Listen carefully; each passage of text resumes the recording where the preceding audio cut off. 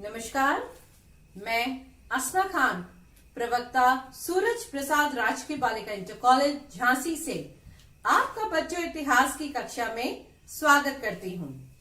तो बच्चों, आज हम पढ़ने जा रहे हैं अपना कक्षा 12 के 11वें अध्याय को। 11वां अध्याय बच्चों हमारा है विद्रोही और राज, 1857 का आंदोलन और उसके व्याख्यान।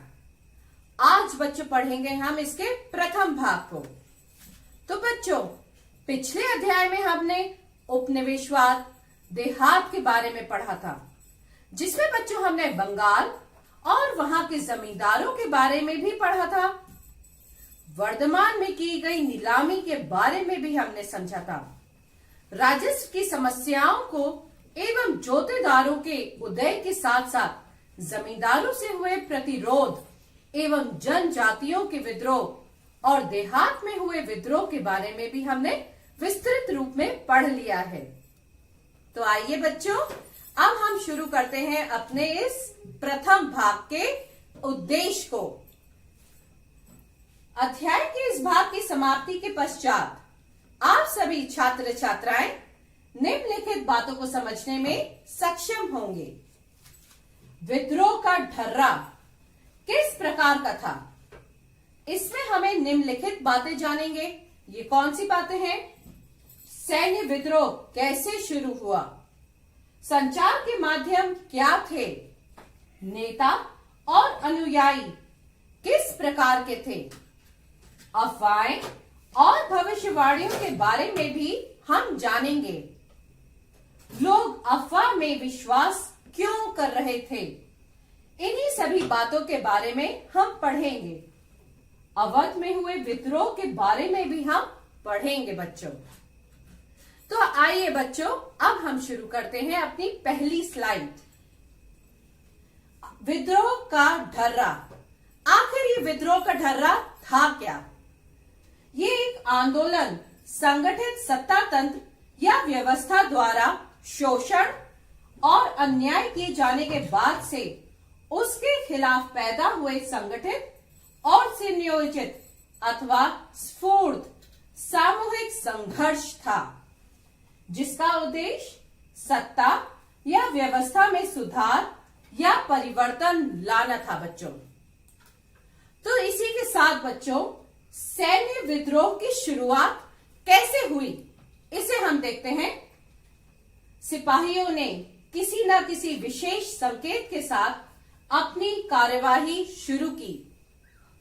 बच्चों, कई जगह शाम के समय तोप का गोला दागा गया, तो कहीं बिगुल बजाकर विद्रोह का संकेत दिया गया। सबसे पहले उन्होंने शस्त्रागार पर कब्जा किया और सरकारी खजाने को भी लूटा, और इसी के बाद उन्होंने जेल, सरकारी खजाने, टेलीग्राफ दफ्तर, रिकॉर्ड रूम, बंगलो, तमाम सरकारी इमारतों पर हमला किया और इसी के साथ साथ सारे रिकॉर्ड जलाते चले गए। गोरों से संबंधित हर चीज और हर शख्स हमले का निशाना था। हिंदुओं और मुसलमानों, तमाम लोगों को एकजुट होने और फिरंगियों का सफाया करने के लिए हिंदी, उर्दू और फारसी में अपीलें जाने होने लगी।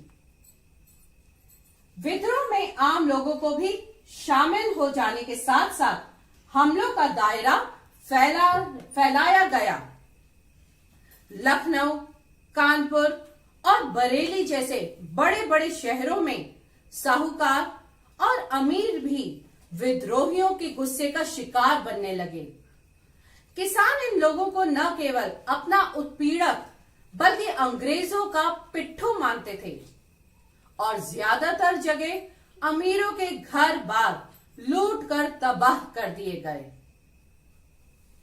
सिपाहियों की कतारों में हुए इन छिटपुट विद्रोहों ने जल्दी ही एक चौतरफा विद्रोह का रूप ले लिया।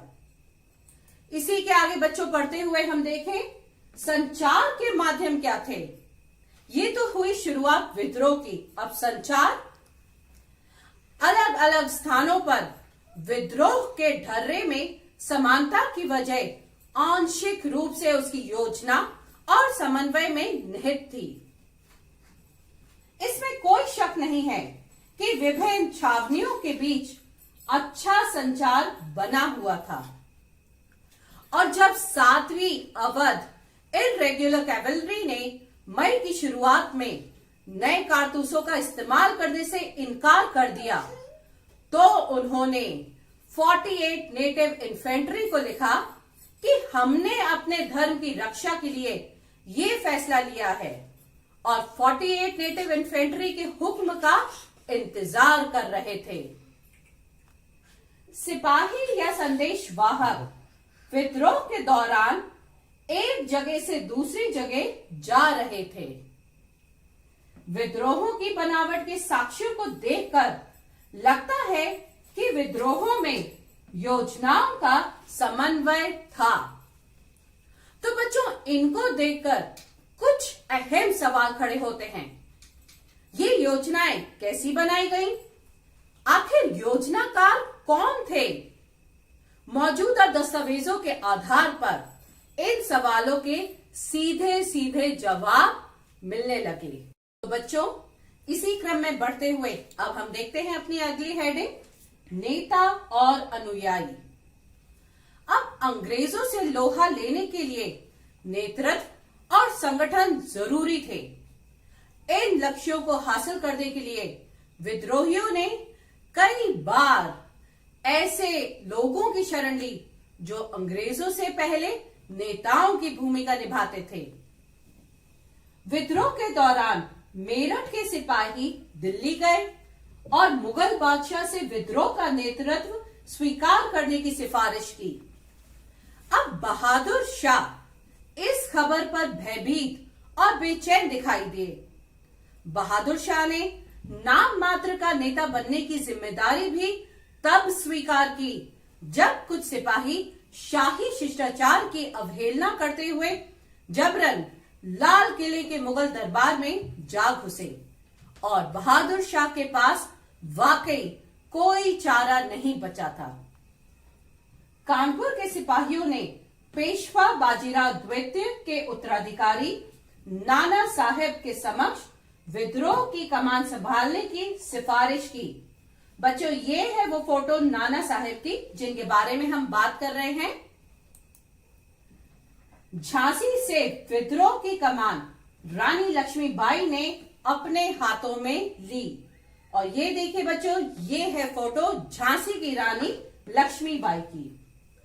बिहार में आरा के स्थानीय जमींदार कुंवर सिंह ने विद्रोह की कमान संभाली। अवध में नवाब वाजिद अली शाह के युवा बेटे बिरजिस कद्र को लोगों ने अपना नेता चुना। सभी जगहों पर नेता दरबारों से जुड़े व्यक्ति, रानियां, राजा, नवाब, तालुकदार नहीं थे। अक्सर विद्रोह का संदेश आम पुरुषों एवं महिलाओं के जरिए और कुछ स्थानों पर धार्मिक लोगों के जरिए भी फैल रहा था। अन्य स्थानीय स्थानों पर किसानों, जमींदारों और आदिवासियों को विद्रोह के लिए उकसाते हुए कई स्थानीय नेता सामने आ चुके थे। शाहमल ने उत्तर प्रदेश में बड़ौत परगना के गांव वालों को संगठित किया। छोटा नागपुर स्थित सिंह भूम के एक आदिवासी काश्तकार गोलू ने इलाके के कोल आदिवासियों का नेतृत्व संभाला हुआ था। इसी के आगे बच्चों, अब हम देखते हैं अफवाहें और भविष्यवाणियां क्या थीं। अब बच्चों, तरह तरह की अफवाहों और भविष्यवाणियों के जरिए लोगों को उठ खड़ा होने के लिए उकसाया जा रहा था। मेरठ से दिल्ली आने वाले सिपाहियों ने बहादुर शाह को उन कारतूसों के बारे में बताया था जिन पर गाय और सुअर की चर्बी का लेप लगा था। अब उनका कहना था कि अगर वे इन कारतूसों को मुंह से लगाएंगे तो उनकी जाति और मजहब दोनों भ्रष्ट हो जाएंगे। सिपाहियों का इशारा एनफील्ड राइफल के इन कारतूसों की तरफ था जो हाल ही में उन्हें दिए गए थे। अंग्रेजों ने सिपाहियों को लाख समझाया कि ऐसा नहीं है, लेकिन यह अफवाह उत्तर भारत की छावनियों में जंगल की आग की तरह फैलती चली गई। अब कमांडेंट कैप्टन राइट ने अपनी रिपोर्ट में लिखा था, दमदम स्थित शस्त्रागार में काम करने वाले नीची जाति के एक खलासी ने जनवरी 1857 के तीसरे हफ्ते में एक ब्राह्मण सिपाही से पानी पिलाने के लिए कहा था। ब्राह्मण सिपाही ने यह कहकर अपने लोटे से पानी पिलाने से इनकार कर दिया कि नीची जाति के छूने से लोटा अपवित्र हो जाएगा, और रिपोर्ट के मुताबिक इस पर खलासी ने जवाब दिया कि वैसे भी जल्दी ही तुम्हारी जाति भ्रष्ट होने वाली है। क्यों? क्योंकि अब तुम्हें गाय और सुअर की चर्बी वाले कारतूसों को मुंह से खींचना पड़ेगा। और इस रिपोर्ट की विश्वसनीयता के बारे में कहना मुश्किल है, लेकिन इसमें कोई शक नहीं बच्चों कि जब एक बार ये अफवाह फैलना शुरू हुई तो अंग्रेज अफसरों के तमाम आश्वासनों के बावजूद इसे खत्म नहीं किया जा सका, और इसने सिपाहियों में एक गहरा गुस्सा पैदा कर दिया। 1857 की शुरुआत तक उत्तर भारत में यही एक अफवाह नहीं थी, बल्कि एक अफवाह यह भी थी कि अंग्रेज सरकार ने हिंदुओं और मुसलमानों की जाति और धर्म को नष्ट करने के लिए एक भयानक साजिश रची है। ब्रिटिश अफसरों ने लोगों को अपनी बात का यकीन दिलाने का भरसक यानी कि बहुत प्रयास किया, लेकिन वे नाकामयाब रहे। अब इन्हीं बेचैनियों ने लोगों को अगला कदम उठाने के लिए झिझोड़ा।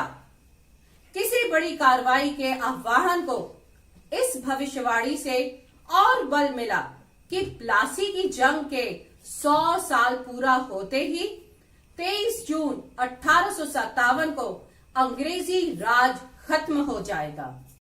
तो बच्चों, इसके आगे बढ़ते हुए अब हम देखते हैं अपनी अगली हेडिंग, लोगों का अफवाहों में विश्वास। अब बच्चों, इतिहास में अफवाहों और भविष्यवाणियों की ताकत को सिर्फ इस आधार पर नहीं समझा जा सकता कि वाकई में ये सच थी या नहीं। हमें देखना ये चाहिए कि जो उन पर यकीन कर रहे थे उनकी मानसिकता के बारे में हमें इनसे क्या पता चलता है। लोगों का अफवाहों में विश्वास उनकी प्रतिबद्धताओं के बारे में बताती हैं। इन अफवाहों को 1820 के दशक से अंग्रेजों द्वारा अपनाई जा रही नीतियों के संदर्भ में समझा जा सकता है। ये वो नीतियां हैं जो 1820 के दशक में अपनाई जा रही थी। ब्रिटिश सरकार द्वारा अपनाई जा रही नीतियां जैसे कि पश्चिमी शिक्षा यानी कि वेस्टर्न एजुकेशन, पश्चिमी विचारों और पश्चिमी संस्थानों को बढ़ावा देना, भारतीय समाज को सुधारने हेतु सती प्रथा को खत्म करने और हिंदू विधवा विवाह को वैधता देने के लिए कानून बनाए गए। अंग्रेजों ने शासकीय दुर्बलता और दत्तकता को अवैध घोषित कर अवध, झांसी और सतारा जैसी देसी रियासतों को अपने कब्जे में कर लिया। ये दत्तकता बच्चों डॉक्ट्रिन ऑफ लैप्स जिसे हम अंग्रेजी में कहते हैं। इसी के आगे सामाजिक धार्मिक रीति रिवाजों या भू स्वामित्व लगान अदायगी की प्रणाली पर दमनकारी नीतियां लाई गईं। अब बच्चों, उत्तर भारत के लोगों पर इन सब कार्रवाइयों का गहरा असर हुआ और इस सोच को ईसाई प्रचारकों की गतिविधियों के साथ साथ ये भी बल मिल रहा था। ऐसे अनिश्चित काल में अफवाहें रातों रात फैलने लगी। इसी के आगे बच्चों, अवध में विद्रोह।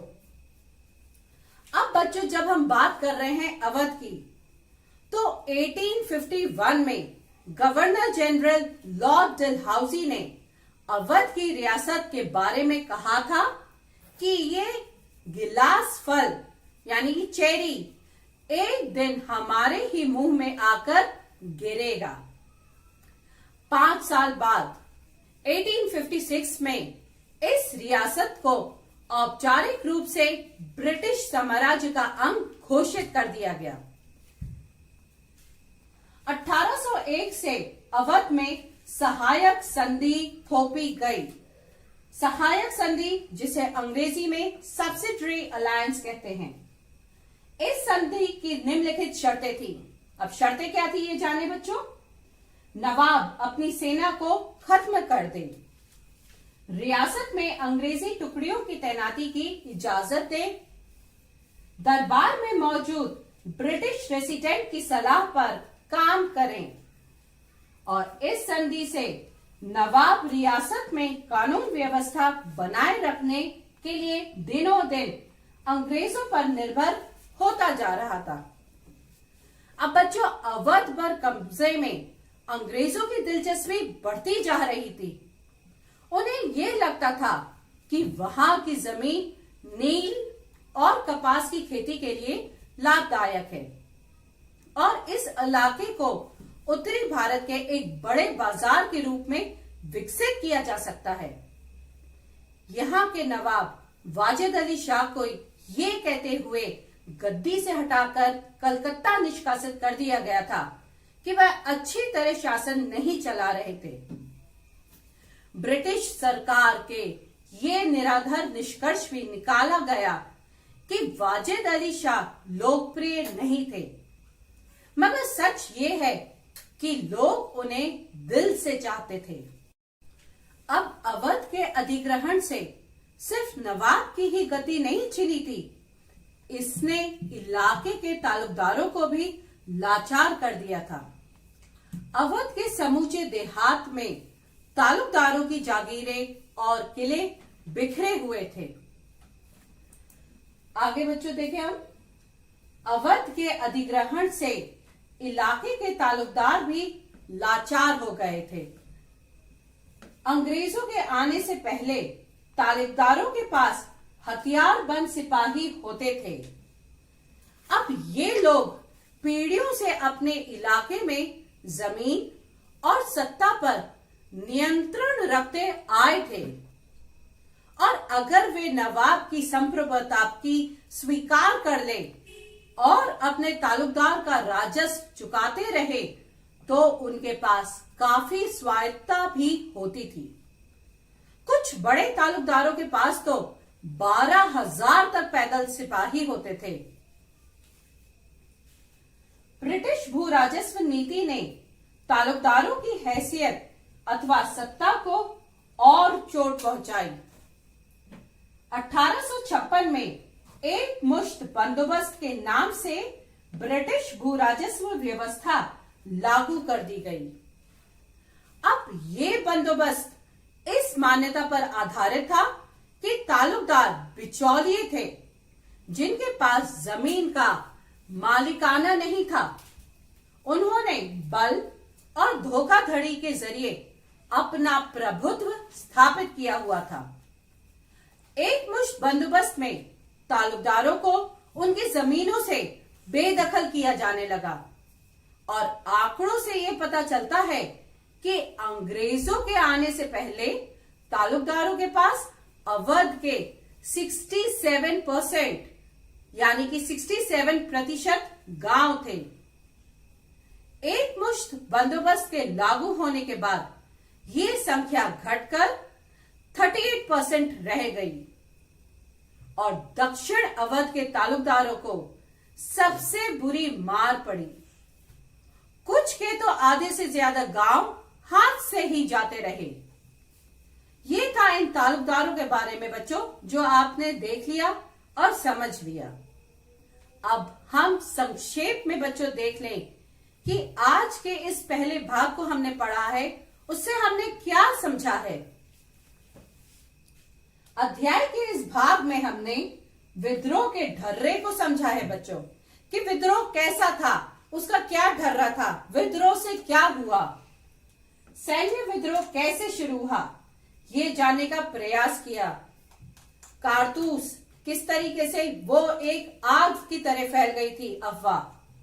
संचार के माध्यमों को समझा हमने, नेता एवं अनुयायी को समझा, अफवाहों और भविष्यवाणियों के बारे में भी हमने पढ़ा, लोगों का अफवाह में विश्वास को समझा कि किस कदर तक, किस हद तक वो अफवाहों में विश्वास करते थे, कि अंग्रेजों ने लाख समझाया पर फिर भी वे उस पर ही निरंतर मानते गए अफवाहों को।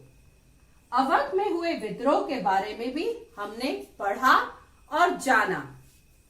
अब बच्चों हमें अपने इस भाग के मूल्यांकन को भी समझना है, तो उसके लिए बच्चों हमें ये जानना है कि किस तरीके से एग्जाम का पैटर्न है, प्रश्न कैसे आते हैं और उसके उत्तर किस दिशा में हमें लिखना है, क्योंकि हमें ज्यादा से ज्यादा मार्क्स लाने हैं।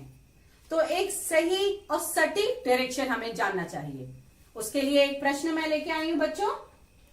बहुत सारे स्थानों पर विद्रोही सिपाहियों ने नेतृत्व संभालने के लिए पुराने शासकों से क्यों आग्रह किया? तो इसका उत्तर किस प्रकार है, समझिए एक बार बच्चों। 1857 की महान क्रांति, जिसे भारत का प्रथम स्वतंत्रता संग्राम, सैनिक विद्रोह, हिंदू मुस्लिम संगठित षड्यंत्र आदि इन नामों से भी जाना जाता है, का बिगुल सैनिकों ने बजाया और चर्बी वाले कारतूसों का मामला विद्रोह का तात्कालिक कारण बना। किंतु शीघ्र ही ये विद्रोह जन विद्रोह बन गया।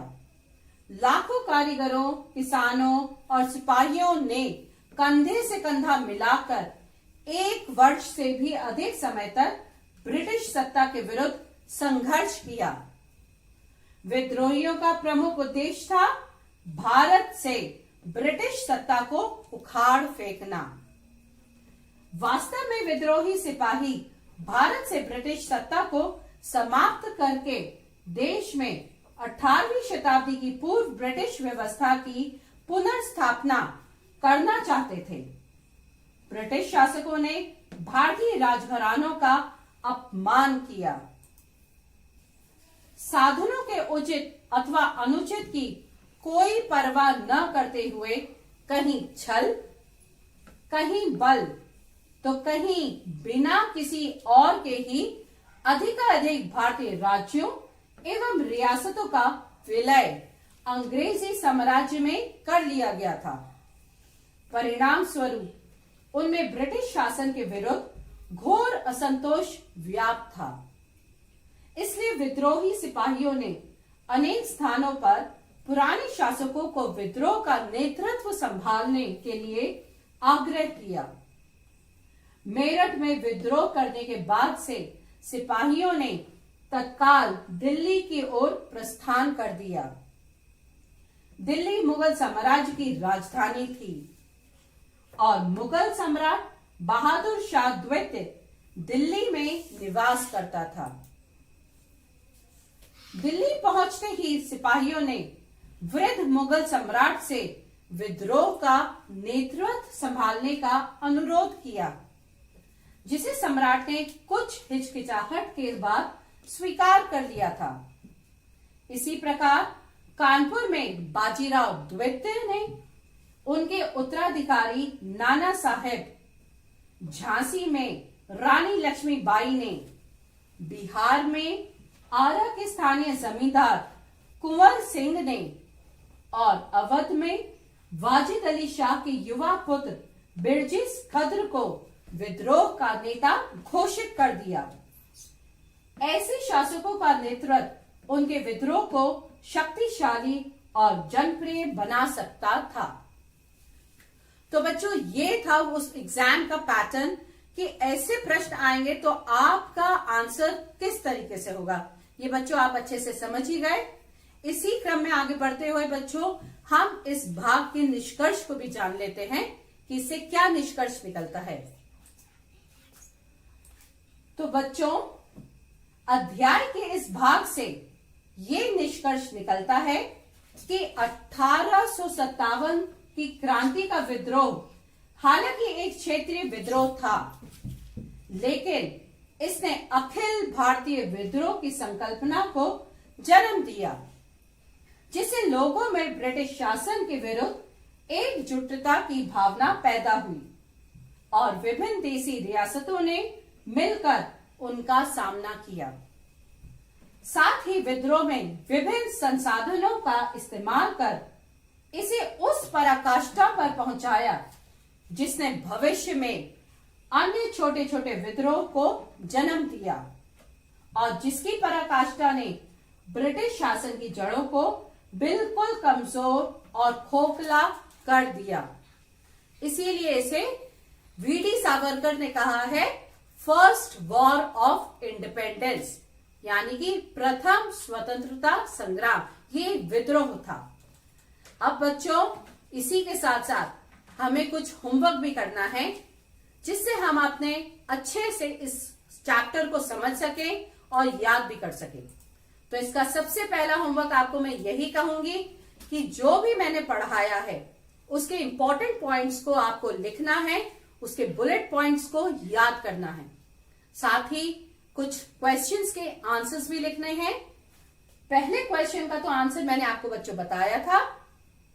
बहुत सारे स्थानों पर विद्रोही सिपाहियों ने नेतृत्व संभालने के लिए पुराने शासकों से क्यों आग्रह किया। इसी के साथ साथ अब कुछ और प्रश्नों के आंसर आपको लिखने हैं जिसको मैं समझा चुकी हूं और आप अच्छे से उसे लिखेंगे। नोट करिए बच्चों, उन साक्ष्यों के बारे में चर्चा कीजिए जिनसे पता चलता है कि विद्रोही योजनाबद्ध और समन्वित ढंग से काम कर रहे थे। अगला प्रश्न वो भी नोट करिए बच्चों, 1857 के घटनाक्रम को निर्धारित करने में धार्मिक विश्वासों की किस हद तक भूमिका थी। वो जो अफवाहें मैंने आपको बताई थी ये उससे आपको निकालना है। साथ ही अगला प्रश्न नोट करें बच्चों, विद्रोहियों के बीच एकता स्थापित करने के लिए क्या तरीके अपनाए गए, ये भी बच्चों आपको जानना है। इसी के साथ साथ इसके आगे आने वाले भाग को बच्चों थोड़ा सा आप पढ़ के आइएगा, समझ लीजिएगा और कि विद्रोही क्या चाहते थे। हम ये भी पढ़ेंगे उसमें कि उनमें एकता की कल्पना किस प्रकार थी, ये जानेंगे है। साथ ही बच्चों हम ये भी पढ़ेंगे कि उत्पीड़न के प्रतीकों के खिलाफ के बारे में क्या था। साथ ही वैकल्पिक सत्ता और दमन एवं विद्रोह की छवियों के बारे में भी बच्चों हम पढ़ेंगे। तो ये थोड़ा सा आप एक रिवीजन करके आइएगा। इसी के साथ साथ बच्चों आज के इस भाग को हम यहीं समाप्त करते हैं। घर पे रहिए, अच्छे से पढ़िए और निरंतर आगे बढ़िए। Thank you.